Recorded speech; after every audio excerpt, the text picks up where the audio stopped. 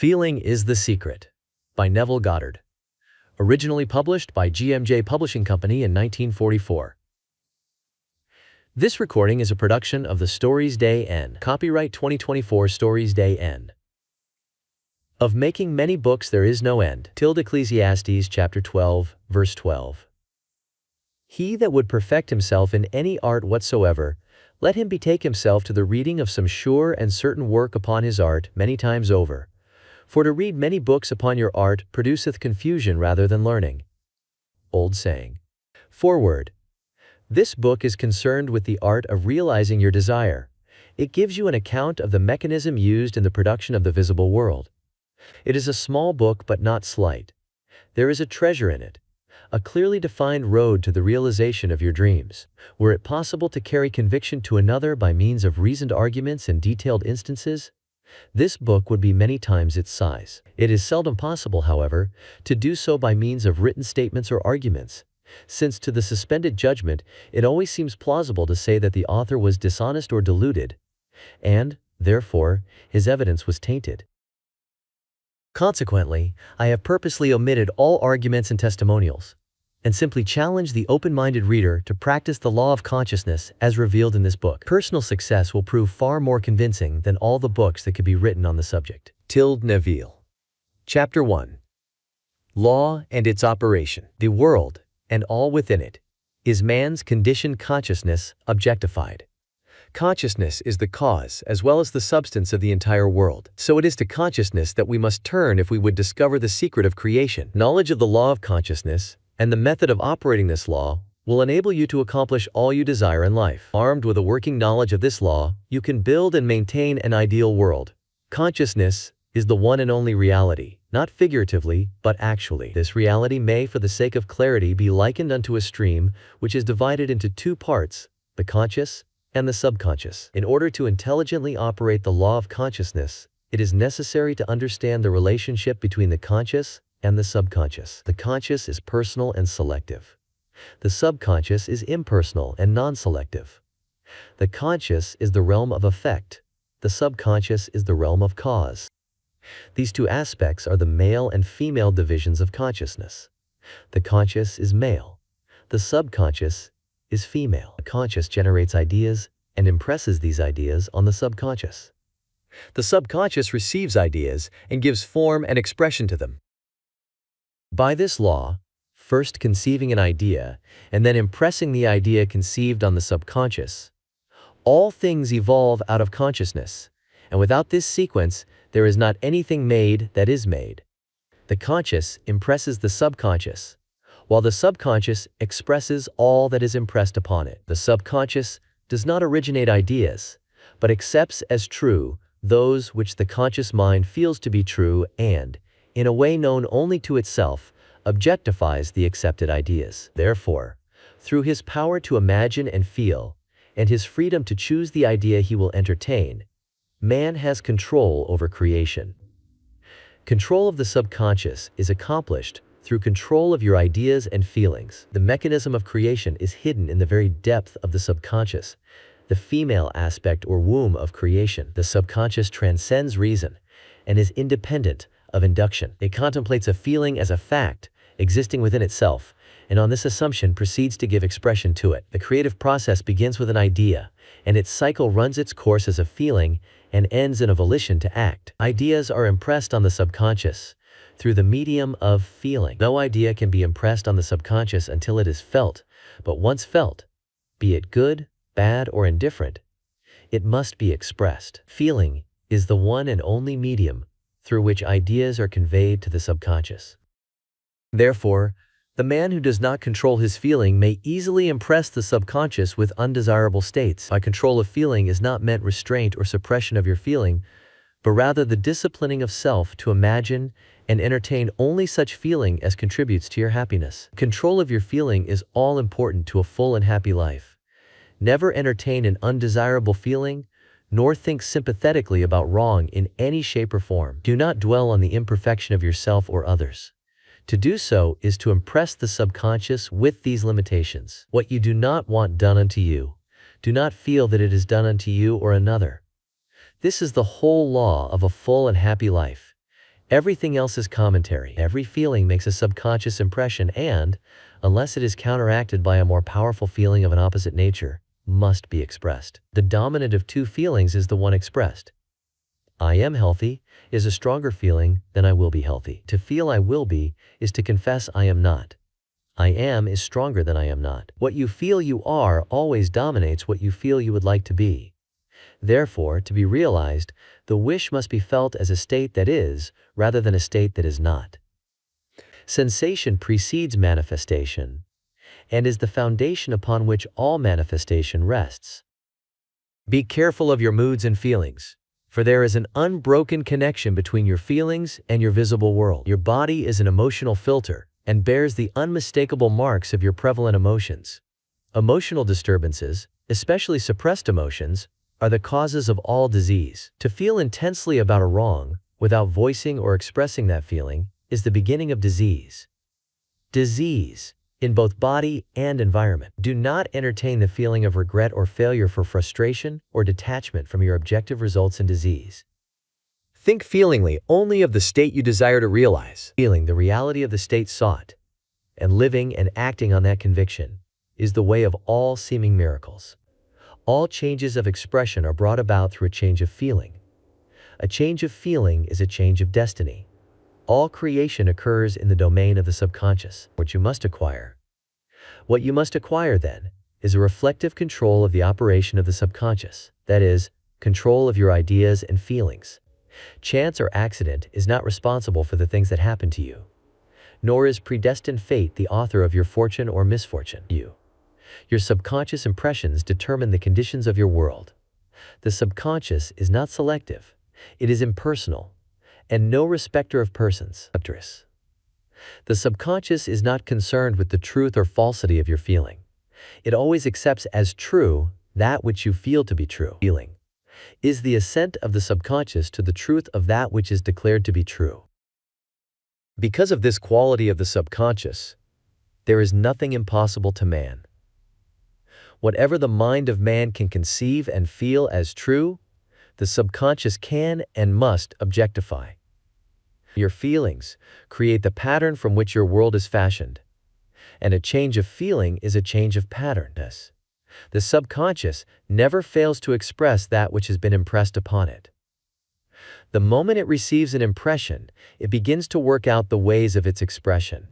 It accepts the feeling impressed upon it, your feeling, as a fact existing within itself, and immediately sets about to produce in the outer or objective world the exact likeness of that feeling. The subconscious never alters the accepted beliefs of man.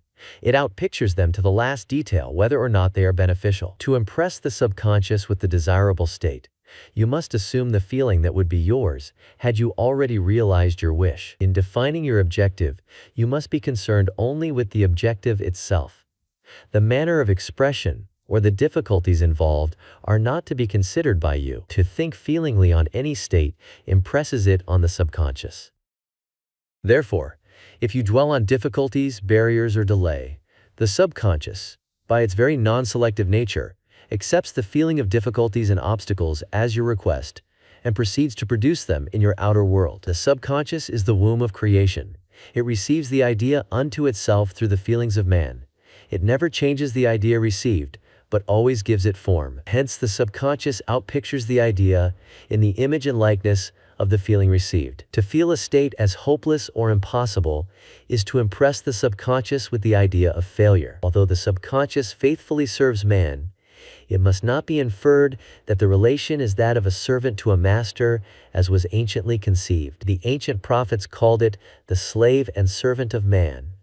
St. Paul personified it as a woman and said, "The woman should be subject to man in everything." The subconscious does serve man and faithfully gives form to his feelings. However, the subconscious has a distinct distaste for compulsion and responds to persuasion rather than to command.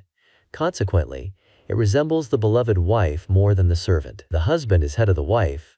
Ephesians may not be true of man and woman in their earthly relationship, but it is true of the conscious and the subconscious, or the male and female aspects of consciousness. The mystery to which Paul referred when he wrote, "This is a great mystery." He that loveth his wife loveth himself, and they two shall be one flesh, is simply the mystery of consciousness. Consciousness is really one and undivided, but for creation's sake it appears to be divided into two. The conscious, objective, or male aspect truly is the head and dominates the subconscious, subjective, or female aspect. However, this leadership is not that of the tyrant, but of the lover. So by assuming the feeling that would be yours were you already in possession of your objective, the subconscious is moved to build the exact likeness of your assumption. Your desires are not subconsciously accepted until you assume the feeling of their reality. For only through feeling is an idea subconsciously accepted, and only through this subconscious acceptance is it ever expressed. It is easier to ascribe your feeling to events in the world than to admit that the conditions of the world reflect your feeling. However, it is eternally true that the outside mirrors the inside. As within, so without. As above, so below. As below, so above. As within, so without. As without, so within. Correspondence. The second of the 7 principles of Hermes Trismegistus. And the kingdom of heaven is within you. Nothing comes from without. All things come from within, from the subconscious.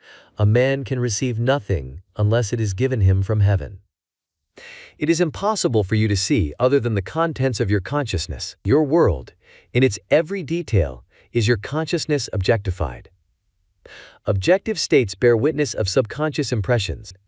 A change of impression results in a change of expression. The subconscious accepts as true that which you feel is true, and because creation is the result of subconscious impressions, you, by your feeling, determine creation.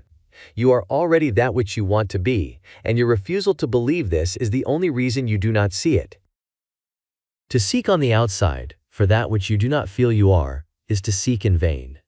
For we never find that which we want, we find only that which we are. In short, you express and have only that which you are conscious of being or possessing. To him that hath it is given, denying the evidence of the senses, and appropriating the feeling of the wish fulfilled, is the way to the realization of your desire. Mastery of self-control of your thoughts and feelings is your highest achievement. However, until perfect self-control is attained, so that, in spite of appearances, you feel all that you want to feel, use sleep and prayer to aid you in realizing your desired states. These are the 2 gateways into the subconscious. Chapter 2. Sleep.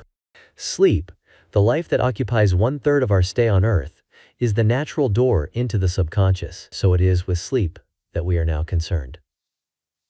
The conscious 2/3 of our life on earth is measured by the degree of attention we give sleep. Our understanding of and delight in what sleep has to bestow will cause us, night after night, to set out for it as though we were keeping an appointment with a lover. In a dream, in a vision of the night, when deep sleep falleth upon men, in slumbering upon the bed, then he openeth the ears of men, and sealeth their instruction.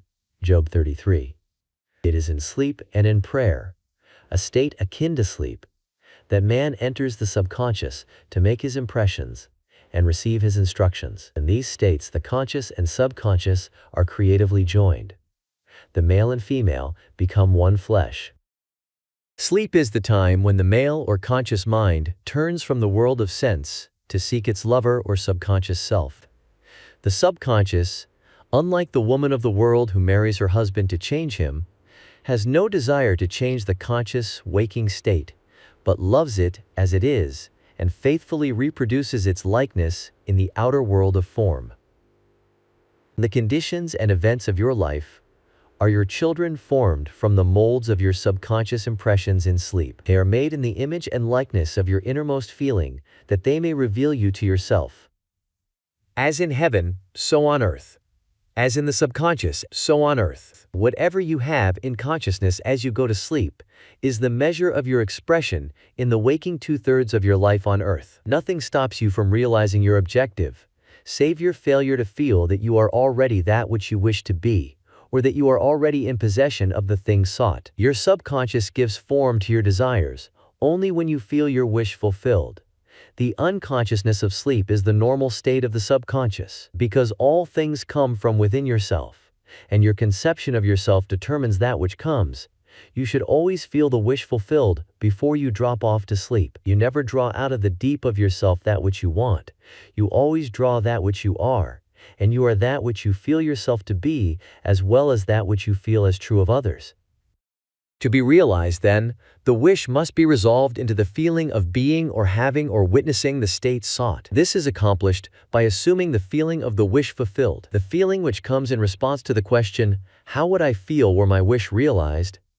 is the feeling which should monopolize and immobilize your attention as you relax into sleep. You must be in the consciousness of being or having that which you want to be or to have before you drop off to sleep. Once asleep, man has no freedom of choice. His entire slumber is dominated by his last waking concept of self. It follows, therefore, that he should always assume the feeling of accomplishment and satisfaction before he tires in sleep. Come before me with singing and thanksgiving. Enter into his gates with thanksgiving, and into his courts with praise. Your mood prior to sleep defines your state of consciousness as you enter into the presence of your everlasting lover, the subconscious. She sees you exactly as you feel yourself to be. If, as you prepare for sleep, you assume and maintain the consciousness of success by feeling "I am successful," you must be successful. Lie flat on your back, with your head on a level with your body. Feel as you would were you in possession of your wish, and quietly relax into unconsciousness. He that keepeth Israel shall neither slumber nor sleep. Nevertheless, he giveth his beloved sleep. The subconscious never sleeps. Sleep is the door through which the conscious, waking mind passes to be creatively joined to the subconscious. Sleep conceals the creative act, while the objective world reveals it. In sleep, man impresses the subconscious with his conception of himself. What more beautiful description of this romance of the conscious and subconscious is there than that told in the Song of Solomon? By night on my bed I sought him whom my soul loveth. I found him whom my soul loveth. I held him, and I not let him go, until I had brought him into my mother's house, and into the chamber of her that conceived me. Preparing to sleep, you feel yourself into the state of the answered wish, and then relax into unconsciousness. Your realized wish is he whom you seek. By night, on your bed, you seek the feeling of the wish fulfilled that you may take it with you into the chamber of her that conceived you, into sleep or the subconscious which gave you form, that this wish also may be given expression. This is the way to discover and conduct your wishes into the subconscious. Feel yourself in the state of the realized wish and quietly drop off to sleep. Night after night, you should assume the feeling of being, having, and witnessing that which you seek to be, possess, and see manifested. Never go to sleep feeling discouraged or dissatisfied. Never sleep in the consciousness of failure. Your subconscious, whose natural state is sleep, sees you as you believe yourself to be, and whether it be good, bad, or indifferent, the subconscious will faithfully embody your belief. As you feel, so do you impress her, and she, the perfect lover, gives form to these impressions, and outpictures them as the children of her beloved. Thou art all fair, my love. There is no spot in thee, is the attitude of mind to adopt before dropping off to sleep. Disregard appearances, and feel that things are as you wish them to be. For, he calleth things that are not seen as though they were, and the unseen becomes seen. To assume the feeling of satisfaction is to call conditions into being which will mirror satisfaction. Signs follow, they do not precede. Proof that you are will follow the consciousness that you are, it will not precede it. You are an eternal dreamer, dreaming non-eternal dreams. Your dreams take form as you assume the feeling of their reality. Do not limit yourself to the past. Knowing that nothing is impossible to consciousness, begin to imagine states beyond the experiences of the past. Whatever the mind of man can imagine, man can realize. All objective, visible states were first subjective, invisible states, and you called them into visible by assuming the feeling of their reality. The creative process is first imagining and then believing the state imagined. Always imagine and expect the best. The world cannot change until you change your conception of it. As within, so without. Nations, as well as people, are only what you believe them to be. No matter what the problem is, no matter where it is, no matter whom it concerns, you have no one to change but yourself, and you have neither opponent nor helper in bringing about the change within yourself. You have nothing to do but convince yourself of the truth of that which you desire to see manifested. As soon as you succeed in convincing yourself of the reality of the state sought, results follow to confirm your fixed belief. You never suggest to another the state which you desire to see him express. Instead, you convince yourself that he is already that which you desire him to be. Realization of your wish is accomplished by assuming the feeling of the wish fulfilled. You cannot fail unless you fail to convince yourself of the reality of your wish. A change of belief is confirmed by a change of expression. Every night, as you drop off to sleep, feel satisfied and spotless. For your subjective lover always forms the objective world in the image and likeness of your conception of it, the conception defined by your feeling. The waking two-thirds of your life on earth ever corroborates or bears witness to your subconscious impressions. The actions and events of the day are effects, they are not causes. Free will is only freedom of choice. Choose ye this day whom ye shall serve, is your freedom to choose the kind of mood you assume. But the expression of the mood is the secret of the subconscious. The subconscious receives impressions only through the feelings of man and, in a way known only to itself, gives these impressions form and expression. The actions of man are determined by his subconscious impressions. His illusion of free will, his belief in freedom of action, is but ignorance of the causes which make him act. He thinks himself free because he has forgotten the link between himself and the event. Man awake is under compulsion to express his subconscious impressions. If in the past he unwisely impressed himself, then let him begin to change his thought and feeling, for only as he does so will he change his world. Do not waste one moment in regret, for to think feelingly of the mistakes of the past is to reinfect yourself. Let the dead bury the dead. Turn from appearances, and assume the feeling that would be yours were you already the one you wish to be. Feeling a state produces that state. The part you play on the world stage is determined by your conception of yourself. By feeling your wish fulfilled and quietly relaxing into sleep, you cast yourself in a star role to be played on earth tomorrow. And, while asleep, you are rehearsed and instructed in your part. The acceptance of the end automatically wills the means of realization. Make no mistake about this. As you prepare for sleep, you do not consciously feel yourself into the state of the answered wish. Then you will take with you into the chamber of her who conceived you the sum total of the reactions and feelings of the waking day. And while asleep, you will be instructed in the manner in which they will be expressed tomorrow. You will rise believing that you are a free agent, not realizing that every action and event of the day is predetermined by your concept of self as you fell asleep. Your only freedom then is your freedom of reaction. You are free to choose how you feel and react to the day's drama. But the drama, the actions, events, and circumstances of the day have already been determined. Unless you consciously and purposely define the attitude of mind with which you go to sleep, you unconsciously go to sleep in the composite attitude of mind made up of all feelings and reactions of the day. Every reaction makes a subconscious impression, and, unless counteracted by an opposite and more dominant feeling, is the cause of future action. Ideas enveloped in feeling are creative actions. Use your divine right wisely. Through your ability to think and feel, you have dominion over all creation. While you are awake, you are a gardener selecting seed for your garden, but, except a corn of wheat fall into the ground and die, it abideth alone. But if it die, it bringeth forth much fruit. Your conception of yourself as you fall asleep is the seed you drop into the ground of the subconscious. Dropping off to sleep, feeling satisfied and happy, compels conditions and events to appear in your world, which confirm these attitudes of mind. Sleep is the door into heaven. What you take in as a feeling you bring out as a condition, action, or object in space. So sleep in the feeling of the wish fulfilled. As in consciousness, so on earth. Chapter 3. Prayer. Prayer, like sleep, is also an entrance into the subconscious. When you pray, enter into your closet, and when you have shut your door, pray to your Father which is in secret, and your Father which is in secret shall reward you openly. Prayer is an illusion of sleep which diminishes the impression of the outer world and renders the mind more receptive to suggestion from within.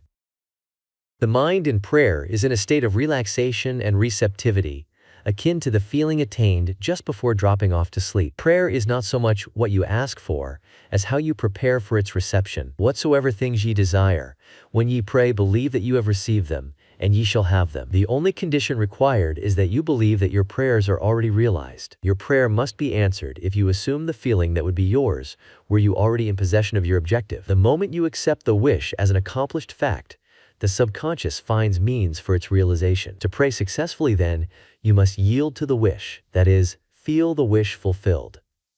The perfectly disciplined man is always in tune with the wish as an accomplished fact.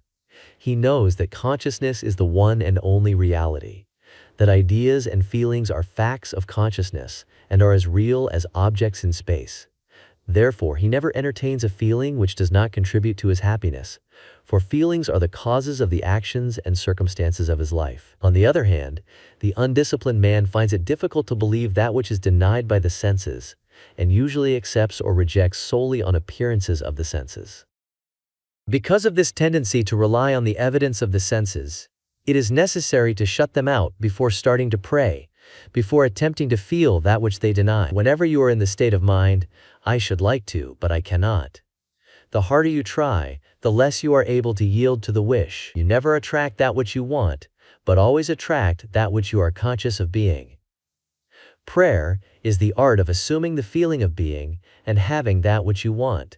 When the senses confirm the absence of your wish, all conscious effort to counteract this suggestion is futile and tends to intensify the suggestion. Prayer is the art of yielding to the wish and not the forcing of the wish. Whenever your feeling is in conflict with your wish, feeling will be the victor. The dominant feeling invariably expresses itself. Prayer must be without effort.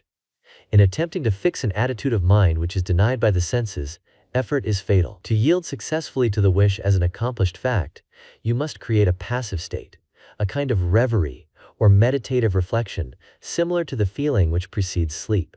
In such a relaxed state, the mind is turned from the objective world and easily senses the reality of a subjective state. It is a state in which you are conscious and quite able to move or open your eyes but have no desire to do so. An easy way to create this passive state is to relax in a comfortable chair or on a bed. If on a bed, lie flat on your back with your head on a level with your body. Close the eyes and imagine that you are sleepy. Feel, I am sleepy, so very sleepy. In a little while, a faraway feeling accompanied by a general lassitude and loss of all desire to move envelops you. You feel a pleasant, comfortable rest and not inclined to alter your position, although under other circumstances you would not be at all comfortable. When this passive state is reached, imagine that you have realized your wish. Not how it was realized, but simply the wish fulfilled. Imagine in picture form what you desire to achieve in life. Then feel yourself as having already achieved it. Down. Thoughts produce tiny little speech movements, which may be heard in the passive state of prayer as pronouncements from without. However, this degree of passivity is not essential to the realization of your prayers. All that is necessary is to create a passive state and feel the wish fulfilled. All you can possibly need or desire is already yours. You need no helper to give it to you. It is yours now. Call your desires into being by imagining and feeling your wish fulfilled. As the end is accepted, you become totally indifferent as to possible failure, for acceptance of the end wills the means to that end. When you emerge from the moment of prayer, it is as though you were shown the happy and successful end of a play, although you were not shown how that end was achieved. However, having witnessed the end, regardless of any anticlimactic sequence, you remain calm and secure in the knowledge that the end has been perfectly defined. Chapter 4. Spirit Feeling. Not by might, nor by power, but by my spirit, saith the Lord of hosts. Get into the spirit of the state desired by assuming the feeling that would be yours, were you already the one you want to be. As you capture the feeling of the state sought, you are relieved of all effort to make it so, for it is already so. There is a definite feeling associated with every idea in the mind of man. Capture the feeling associated with your realized wish by assuming the feeling that would be yours were you already in possession of the thing you desire, and your wish will objectify itself. Faith is feeling. According to your faith, feeling, be it unto you. You never attract that which you want, but always that which you are. As a man is, so does he see. To him that hath it shall be given, and to him that hath not it shall be taken away. That which you feel yourself to be you are, and you are given that which you are, so assume the feeling that would be yours. Were you already in possession of your wish? And your wish must be realized, so God created man in his own image. In the image of God created he him. Let this mind be in you which was also in Christ Jesus, who being in the form of God, thought it not robbery to be equal with God. You are that which you believe yourself to be. Instead of believing in God or in Jesus, believe you are God or you are Jesus. He that believeth on me, the works that I do, shall he do also. Should be, he that believes as I believe the works that I do, shall he do also. Jesus found it not strange to do the works of God, because he believed himself to be God. I and my Father are one. It is natural to do the works of the one you believe yourself to be. So live in the feeling of being the one you want to be, and that you shall be. When a man believes in the value of the advice given him, and applies it, he establishes within himself the reality of success.